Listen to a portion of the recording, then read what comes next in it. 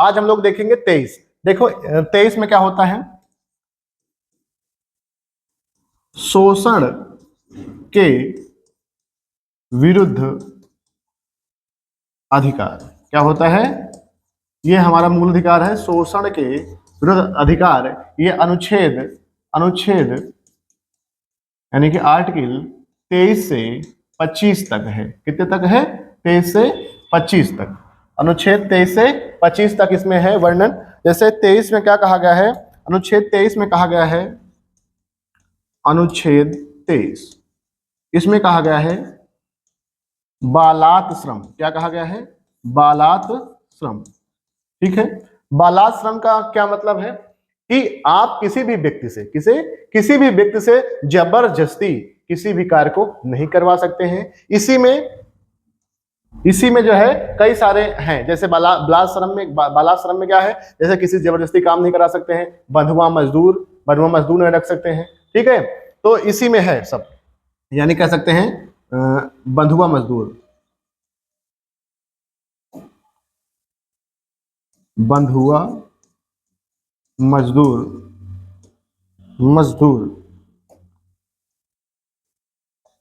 बंधुआ मजदूर और दास प्रथा इसी के अंतर्गत है। अगर आप किसी व्यक्ति से काम करवाते हैं तो उसके लिए आपको पैसा देना पड़ेगा। ठीक है, इसमें बालात श्रम में यही कहा गया है। ठीक है, अब देखते हैं अगला अनुच्छेद 24। अनुच्छेद 24 कहता है कि 14 वर्ष के या से लिख लो, 14 वर्ष से कम आयु के बच्चों को खतरनाक कारखाना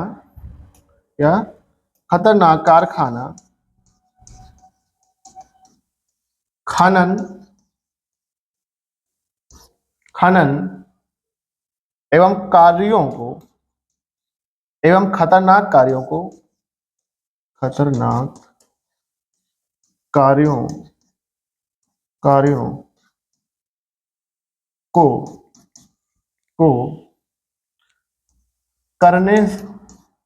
करने पर रोक। क्या है कि अनुच्छेद 24 है, इसके अंतर्गत क्या कहा गया है कि जो 14 वर्ष के बच्चे हैं या उससे कम आयु के बच्चे हैं, उनको जो खतरनाक है कार्य, जैसे जहां पर माइनिंग की जाती है, खनन किया जाता है, बड़े बड़े ऐसे कारखाने जहां पर कह सकते हैं पटाखे बनाए जाते हैं, उन सब जो खतरनाक कार्य हैं उनको करने पर रोका जाएगा। अर्थात 14 वर्ष के सभी बच्चों को या 14 वर्ष से कम आयु के बच्चों को जो खतरनाक जगह हैं उन पर काम करने पर रोक दिया गया है। ठीक है, लेकिन जो है जो फिल्म है, क्या है, फिल्म यानी मूवी, क्या फिल्म या बाल कलाकार, जैसे कोई गाना गाता है, छोटा बच्चा है गाना गाता है, फिल्म करता है, बाल कलाकार है, तो उसके लिए कोई रोक नहीं है। वो जहां उन कार्यों के लिए रोका गया है छोटे बच्चों को जहां पर उनकी जान के लिए खतरा हो सकता है। ठीक है, खतरनाक कार्यों के लिए। तो अनुच्छेद 24 समझ में आया, 24 समझ में आया आपको। ठीक है, इसमें क्या कहा गया है, सभी छोटे बच्चों को कारखानों, खनन और विभिन्न प्रकार के जो जहां पर जान जा सकती है उन कार्यों को रोका गया है। ठीक है, चले देखते हैं अगला हमारा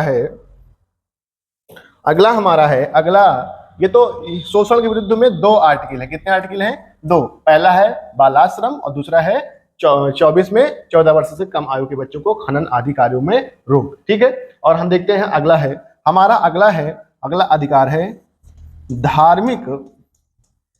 धार्मिक स्वतंत्रता का अधिकार। क्या है, धार्मिक स्वतंत्रता का अधिकार। ठीक है, धार्मिक स्वतंत्रता का अधिकार जो है हमारा, वो अनुच्छेद 25 से 28 तक है। कहां तक है, 25 से 28 तक। ठीक है, 25 से 28 तक जो है धार्मिक स्वतंत्रता का अधिकार देता है। देखें, अब देखते हैं हम लोग अनुच्छेद 26। ये कौन सा था हमारा, 24 था, 25। हम देखते हैं कौन सा, अनुच्छेद 25। अनुच्छेद 25, अनुच्छेद 25 में कहा गया है क्या, अंतःकरण। क्या कहा गया है, अंतःकरण। क्या कहा गया है, अंतःकरण। अंतःकरण का मतलब क्या है, आप किसी भी धर्म को मान सकते हैं, आप किसी भी धर्म को मान सकते हैं व्यक्तिगत, ठीक है। आप चाहे जिस धर्म को हो, जैसे आप हिंदू हैं तो हिंदू से मुस्लिम में जा सकते हैं, मुस्लिम से हिंदू में जा सकते हैं, बौद्ध धर्म ग्रहण कर सकते हैं, और या फिर हिंदू होते हुए भी मुस्लिम धर्म को मान सकते हैं, या मुस्लिम होते हुए भी हिंदू धर्म को मान सकते हैं। ठीक, जरूरी नहीं है कि धर्म को त्याग कर ही किसी धर्म को अपनाया जाए। हो सकता है जैसे कई सारे हमारे इतिहास में शासक हुए हैं जो कई धर्मों को मानते थे, जैसे अकबर हिंदू धर्म को भी मानता था, वो मुस्लिम धर्म को भी मानता था, है ना। तो वैसे अब हमारे हमारे देश में भी ऐसे बहुत सारे व्यक्ति हैं जो हिंदुओं के साथ हिंदू मंदिर में जाते हैं, और अगर मुसलमान दोस्त हैं उनके तो मुसलमान की मस्जिद में भी जाते हैं। तो वो हिंदू धर्म को भी मानते हैं और मुस्लिम धर्म को भी मानते हैं, बहुत सारे बौद्ध धर्म को भी मानते हैं। ऐसा प्रावधान है। क्या, शुद्ध अंतःकरण। अंतःकरण का मतलब ये होता है आप किसी भी धर्म को मान सकते हैं व्यक्तिगत। क्या है इसमें, इसमें आपको व्यक्तिगत छूट दी जाती है, किसी भी व्यक्तिगत, ठीक है, धार्मिक स्वतंत्रता, आप किसी भी धर्म को मानने के लिए स्वतंत्र हैं, ठीक है। अनुच्छेद 25 में साफ साफ कहा गया है। देखते हैं अगला अनुच्छेद, अनुच्छेद 26। अनुच्छेद 26 क्या कहता है, अनुच्छेद 26 के अंतर्गत कहा गया है कि आप अनुच्छेद 26 के सामूहिक धार्मिक स्वतंत्रता। क्या, सामूहिक धार्मिक स्वतंत्रता। कौन स्वतंत्रता है, सामूहिक, यानी कि कई सारे लोग, जैसे नमाज लोग पढ़ते हैं, जैसे कई लोग यज्ञ करते हैं, तो सामूहिक, क्या, सामूहिक, सामूहिक धार्मिक स्वतंत्रता। इसमें सामूहिक धार्मिक स्वतंत्रता कहा गया है अनुच्छेद 26 में। क्या कहा गया है, सामूहिक धार्मिक स्वतंत्रता। जैसे हवन हो गया, क्या हो गया, हवन हो गया, यज्ञ हो गया, ठीक है, यज्ञ होता है, यज्ञ, ठीक, यज्ञ हो गया, यज्ञ, ठीक है। तो इस प्रकार के, जैसे मुस्लिम धर्म में नमाज पढ़ना हो गया, है ना, नमाज, ठीक है। तो इस प्रकार की स्वतंत्रता कौन देता है, आर्टिकल 26। आर्टिकल 26 में स्पष्ट रूप से कहा गया है सामूहिक धार्मिक स्वतंत्रता, है ना, बात समझ गए। 27 देखते हैं, 27, अनुच्छेद 27। अनुच्छेद 27 में क्या कहा गया है, इसमें कहा गया है कि जो धार्मिक कार्यों के लिए दिए गए धन पर टैक्स नहीं लगेगा। क्या कहा गया है, धार्मिक कार्यों के लिए, धार्मिक कार्यों के लिए, है ना, धार्मिक कार्यों के लिए दिए गए पैसों पर किसी भी प्रकार का टैक्स नहीं लगेगा। लिख देते हैं 27 में, धार्मिक धार्मिक कार्यों के लिए दिए गए पैसों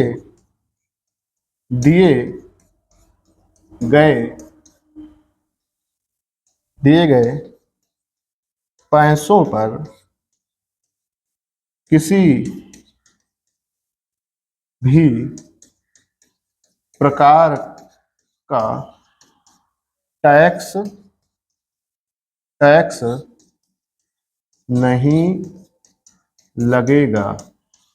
क्या कहा गया है, अनुच्छेद 27 में कहा गया है धार्मिक कार्यों के लिए दिए गए पैसों पर किसी भी प्रकार का टैक्स नहीं लगेगा। जैसे बहुत सारी बड़ी बड़ी हिंदू धर्म में मंदिरें हैं, है ना, तो मंदिर में जो पैसा दान के रूप में लोग देते हैं, उस पैसे पर सरकार का कोई टैक्स नहीं लगेगा। बात समझ रहे हैं। जो मंदिर हैं, बहुत सारे मंदिर होते हैं, उनमें लोग दान देते हैं, दान पेटी होती है, और उस पैसे पर सरकार का कोई अधिकार नहीं होगा, किसी प्रकार का टैक्स उस पर नहीं लगेगा। वो मंदिर के निर्माण में या मंदिर के विभिन्न प्रकार के कार्यों के लिए दिया जाएगा, ठीक है। ये हो गया हमारा कौन सा, अनुच्छेद 28। बात समझ गए। अगला देखते हैं, ये 27 था, 28 देखते हैं हम। अगला हमारा 28 है, अनुच्छेद 28। 28 क्या कहता है कि जो भी विद्यालय जो सरकारी हैं, सरकारी पैसे चल रहे हैं, उसमें किसी भी प्रकार की धार्मिक शिक्षा नहीं दी जाएगी। क्या, सरकारी संस्थानों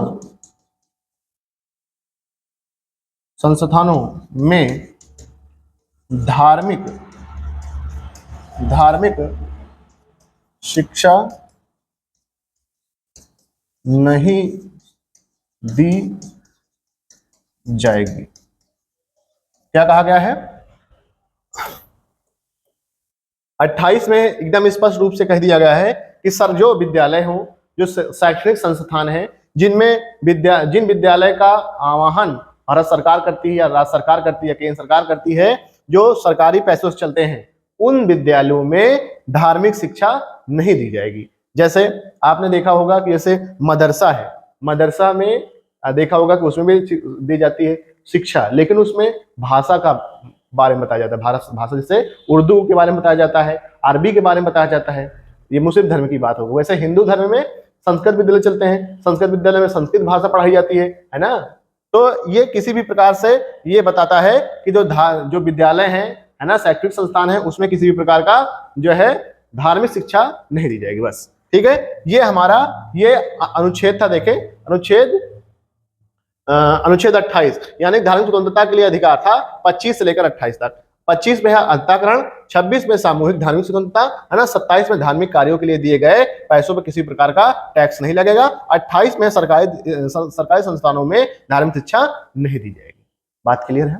देखें अब देखते हैं हम लोग कौन सा अगला देखते हैं। अगला है आर्टिकल 29 है, यानी कि शिक्षा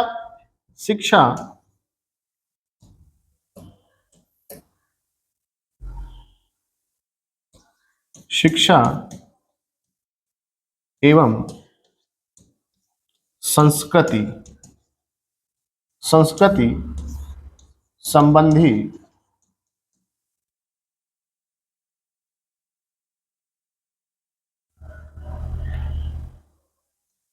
संबंधी अधिकार। क्या है? शिक्षा एवं संस्कृति संबंधी अधिकार। यह कहा गया है 29 से 30 तक। कितने तक कहा गया है? 29 से 30 तक। अनुच्छेद 29, ठीक है। अनुच्छेद 29 में कहा गया है अल्पसंख्यकों के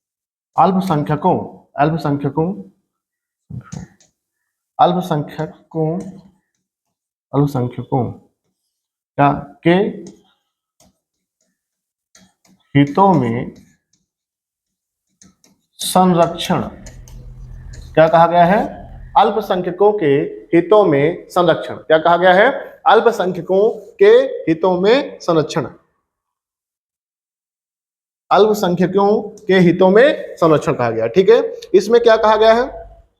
जो कोई भी व्यक्ति अल्पसंख्यक वर्ग का है, वह इस आधार पर उसका विद्यालय में एडमिशन नहीं कोई रोक सकता कि वह कौन सी भाषा का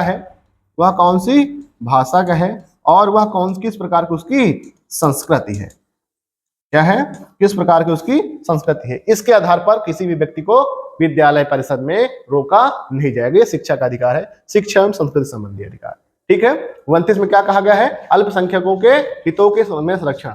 भाषा संस्कृति के आधार पर विद्यालय में उसको एडमिशन से या अन्य किसी प्रकार से भेदभाव नहीं किया जाएगा, ठीक है। अगला है अनुच्छेद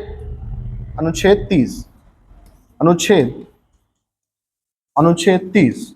इसमें क्या कहा गया है कि यदि अल्पसंख्यक वर्ग का कोई भी व्यक्ति जो बहुसंख्यकों के बीच में शिक्षा लेने में असहजता महसूस कर रहा है, वह व्यक्ति चाहे तो अपने खुद के शैक्षणिक संस्थान खोल सकता है। क्या कर सकता है? शैक्षणिक संस्थान खोल सकता है। क्या खोल सकता है? शैक्षणिक संस्थान, ठीक है। यानी कि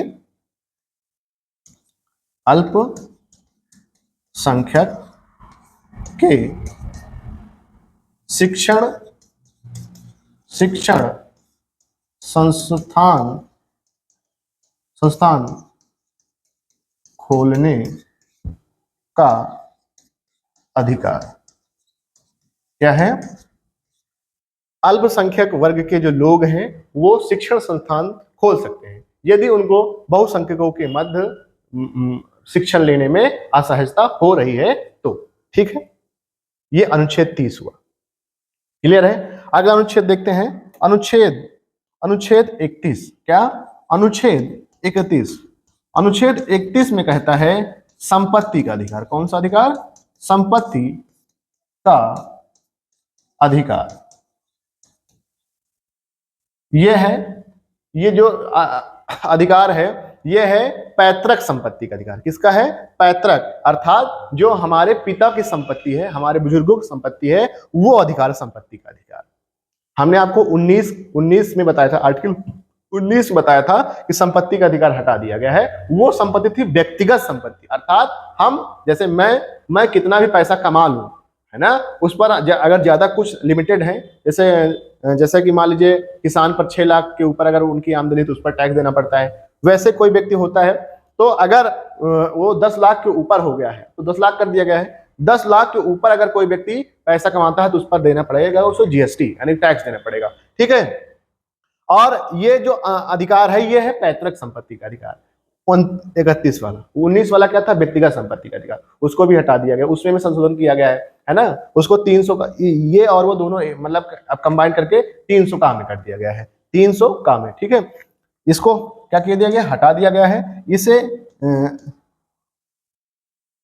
इसे जो है 300 का में जोड़ दिया, अनुच्छेद 300 का में इसको ऐड कर दिया गया है। अच्छा, जो संपत्ति अधिकार था इसमें क्या था कि व्यक्तियों को, जैसे राष्ट्र के हित में चीजें थी, उनमें राष्ट्र के डेवलपमेंट में इसमें दिक्कत आ रही थी। दिक्कत इस वजह से आ रही थी कि मान लीजिए किसी के पास जमीन है और वो सरकार को नहीं देना चाह रहा तो नहीं दे सकता, उसका मूल अधिकार था। लेकिन अब इसमें जैसे मान लीजिए सड़क बन रही है, क्या बन रही है? सड़क बन रही है, रेलवे लाइन बिछ रही है।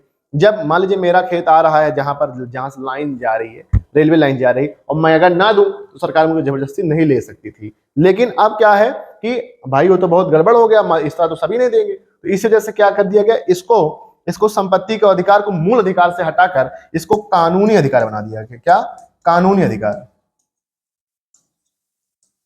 कौन सा अधिकार है ये एक कानूनी अधिकार में आ गया है। ठीक है, कौन सा अधिकार में है? ये कानूनी अधिकार में है।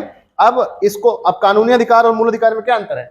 मूल अधिकार हमसे कोई नहीं छीन सकता है, ठीक है, लेकिन संसद चाहे तो हमारे मूल अधिकार को थोड़े दिनों के लिए रोक सकती है। जबकि कानूनी अधिकार क्या है? सरकार हमसे छीन सकती है, ले सकती है ना। उसके बदले हमको क्या देगी? हमको मुआवजा दे सकती है, मुआवजा देने का प्रावधान है। ठीक है, तो जैसे हमारा जो अनुच्छेद 20 और 21 है, इसमें दोनों बहुत इंपॉर्टेंट चीज है। 20 और 21 जो मूल अधिकार हैं वो हमसे आजीवन कभी भी नहीं छीने जा सकते, चाहे राष्ट्रपति शासन लगे, चाहे राष्ट्रीय आपात लगे, चाहे वित्तीय आपात लगे, ये हमेशा जारी रहेंगे। जबकि अन्य जो मूल अधिकार हैं वो हमारे राष्ट्रीय आपात या कह सकते हैं राष्ट्रपति शासन या आपातकाल जब लग जाता है तो मूल अधिकार वो समाप्त हो जाते हैं। ऐसा क्यों? जैसे कि राष्ट्रीय आपात लग गया, क्या लग गया? राष्ट्रीय आपात लग गया, और राष्ट्रीय आपात के दौरान हमको तो मूल अधिकार है, बात किसी भी कोने में जाके बोले, किसी भी कहीं भी जाएं, कहीं भी घूमे, कभी भी बोले, कहीं भाषण करें, सभाएं करें, ये हमारा मूल अधिकार है ना 19 में। तो ऐसा ना हो कि भाई हम जाएं और वहां आए जो है बॉर्डर पर या सीमा पर जो आतंकवादी घुस गए हैं या कोई ऐसी सिचुएशन बन गई जिससे हमको नुकसान हो जाए, तो फिर हमारा मूल अधिकार वहां खत्म हो जाता है। ठीक है, लेकिन याद रखना दो अनुच्छेद 20 और अनुच्छेद 21 ये किसी भी कंडीशन में कभी भी नहीं हट सकते हैं। मूल अधिकार हमारे राष्ट्रीय आपात के समय निलंबित हो सकते हैं कुछ समय के लिए। जैसे ही राष्ट्रीय आपात समाप्त होगा, आपातकाल समाप्त होगा, फिर से हमको हमारे अधिकार, मूल अधिकार हमको प्राप्त होंगे। ठीक है, अगला देखते हैं अनुच्छेद 32। कौन सा? अनुच्छेद 32। अनुच्छेद 32 इसमें है संवैधानिक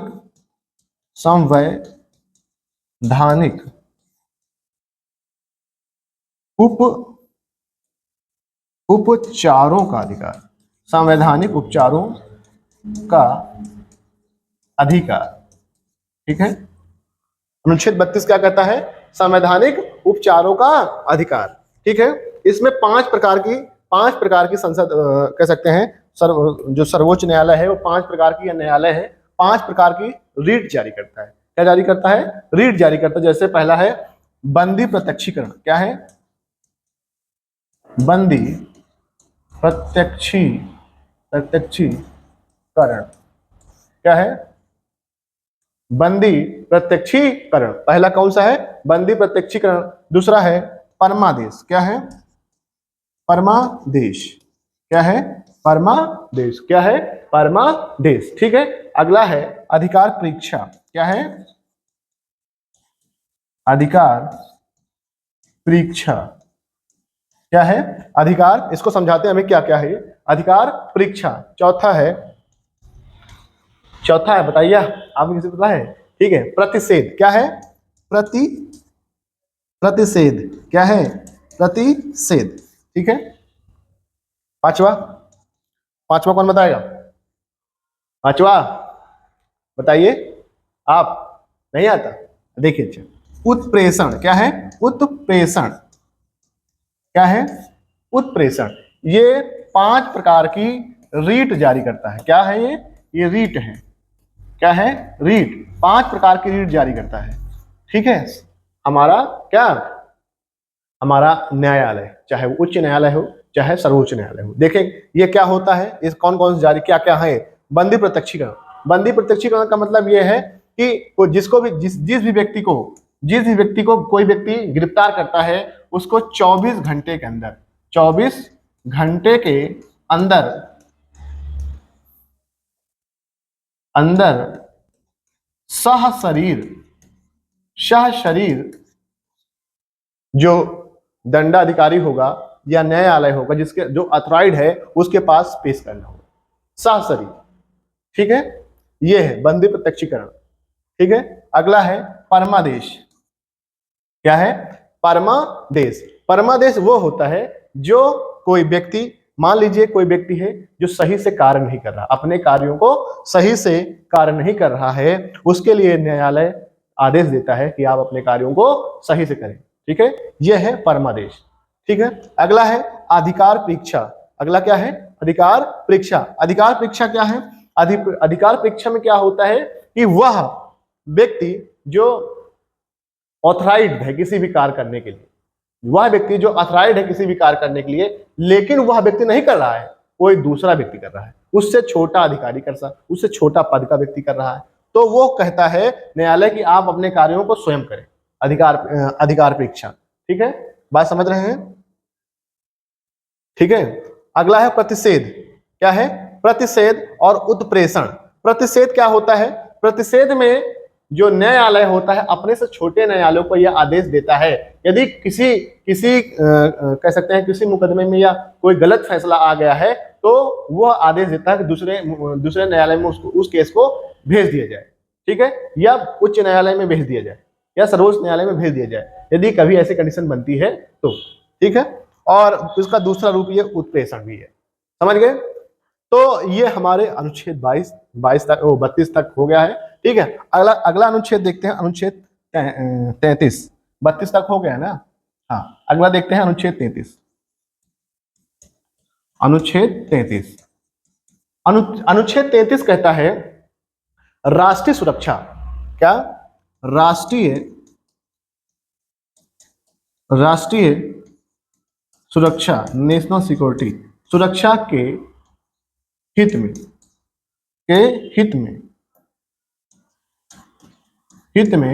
यदि सेना पुलिस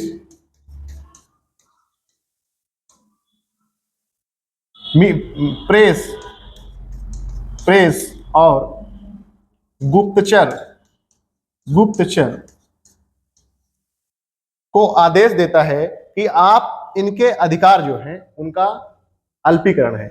सेना, पुलिस, प्रेस और गुप्तचर, इनके अधिकारों को क्या है? अल्पीकरण है। अर्थात जैसे मान लीजिए पाकिस्तान और हिंदुस्तान की लड़ाई हो, क्या हो गई? पाकिस्तान और हिंदुस्तान की लड़ाई हो गई बॉर्डर पे। ठीक है। अब क्या हुआ कि हिंदुस्तान की सेना पाकिस्तान के कराची तक घुस गई। कहां तक? कराची तक। ठीक है। यानी कि इस्लामाबाद वगैरह सब अंडर अपने कर लिया। ठीक है। तो क्या होगा कि ये तो भाई सेना ने कार्रवाई की और वहां विजय प्राप्त कर ली, वहां तक उनके कब्जा कर लिया, लेकिन जो हमारी संसद है वो सेना को आदेश दे सकती है कि आप उनके क्षेत्र को छोड़कर अपने देश में आ जाइए। वो आदेश दे देगी तो सेना को पीछे क्या होगा, लौटना पड़ेगा। वो उसी प्रकार पुलिस का भी है, प्रेस का भी है, गुप्तचर का है। क्लियर हुई बात? ये कि क्या अधिकार है, ये क्या अनुच्छेद है? राष्ट्रीय हित की सुरक्षा। भाई अगर ऐसा नहीं करेंगे तो हम हमारे देश के ऊपर भी तो दबाव रहता है अदर देशों का, संयुक्त राष्ट्र संघ का, कि आप ऐसा कैसे कर सकते हैं, किसी भी देश में घुस के कैसे कर सकते हैं। ठीक है, तो वो तो अलग बात हो जाती है। ठीक है, तो अनुच्छेद से समझ में आया। अगला देखते हैं अनुच्छेद 34। अनुच्छेद 34, अनुच्छेद 34 क्या कहता है? भारत के किसी भी क्षेत्र में, क्या भारत के किसी भी क्षेत्र में सेना का कानून लागू, भारत के किसी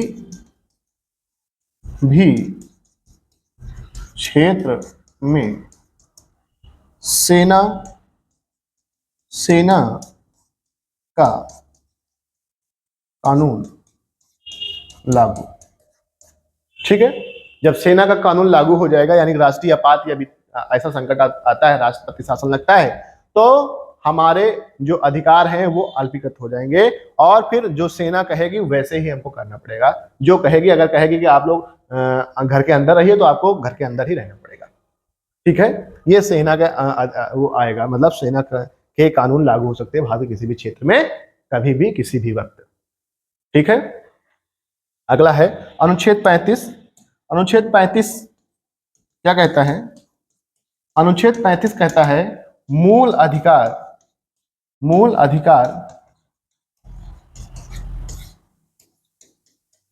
लागू होने की विधियां, लागू होने की विधियां। क्या कहता है? मूल अधिकार लागू होने की विधियां। देखिए, हमने शुरू से देखा कि हमने अनुच्छेद 12 से लेकर 35 तक पढ़ा, लास्ट है क्या, मूल अधिकार लागू होने की विधियां। ठीक है, तो हमने अनुच्छेद 12 से लेकर 35 तक पढ़ा, है ना, जिसमें मूल अधिकार दिया गया है। और मूल अधिकार का जैसे हम पूछें कि कहां से लिया जाता है, तो मूल अधिकार संयुक्त राज्य अमेरिका से लिया जाता है। ठीक है, मूल अधिकार को और किस नाम से जानते हैं? तो इसे मैग्ना कार्टा कहा जाता है। मैग्ना कार्टा का शाब्दिक अर्थ क्या होता है हिंदी में? क्या अधिकार पत्र होता है। क्या होता है? अधिकार पत्र होता है। ठीक है, बात समझ में आई? देखें, हमारे देश में जो मूल अधिकार है, वो कुछ अधिकार हमको मिले हैं, हमको सभी अधिकार हैं, लेकिन कुछ जो गैर भारतीय हैं उनको भी दिए गए हैं मूल अधिकार। ठीक है, तो उसके बारे में हम डिटेल में किसी दिन और चर्चा करेंगे। आज के लिए इतना रखते हैं, बाकी की क्लास हम आपको अगले सेशन में समझा देंगे। ठीक है, थैंक यू।